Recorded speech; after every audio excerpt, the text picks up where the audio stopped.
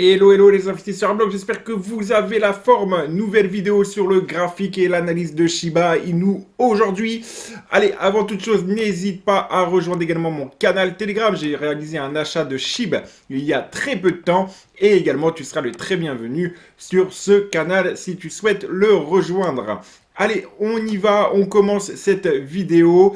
Et bien évidemment, n'hésite pas à activer la petite cloche de notification et à t'abonner à cette chaîne pour pouvoir avoir les actualités chaque jour.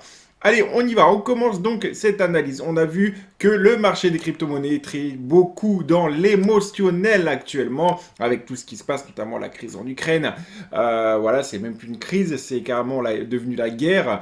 Et on voit que c'est en train de s'amplifier, notamment avec le temps. Donc, bien évidemment, ça fait réagir les marchés. Donc au court terme, on voit vraiment de grands mouvements émotionnels, comme on a pu voir également sur le Bitcoin. Là, notamment, ce qu'on est en train de voir, c'est que le SHIB eh bien, est venu retester le support des 2032 que j'avais annoncé dans les précédentes vidéos. Et finalement, nous ne nous sommes pas remontés à la hausse, mais nous avons carrément cassé, encore une fois, le support aussi que j'avais annoncé à 2833 dans les précédentes vidéos. Voilà, donc on a un énorme plancher de béton armé qui est ici à 2032. Donc on était repoussé, on est venu taper dessus, on a été repoussé. Donc là actuellement, si vous voulez, on n'a pas réellement de visibilité, ne serait-ce que si éventuellement, je dis bien potentiellement, on peut avoir un retour bullish dans les jours à venir par rapport à la petite configuration qu'on peut voir.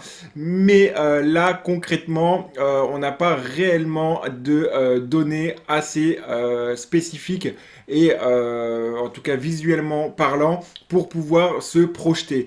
Alors, vu qu'on a tapé plusieurs fois, à plusieurs reprises sur ce niveau de support, il est probable qu'on joue au ping-pong et qu'on retourne chercher les 3515 pour retourner chercher le support, les 3515, le support, comme on l'a vu précédemment, ce qui a pu se passer précédemment sur le Bitcoin, par exemple, qui a consolidé un bon bout de temps comme ça, ou même précédemment, ici, par exemple, dans les premières poussées, dans les premiers balbutiements, on va dire, du Shiba Inu.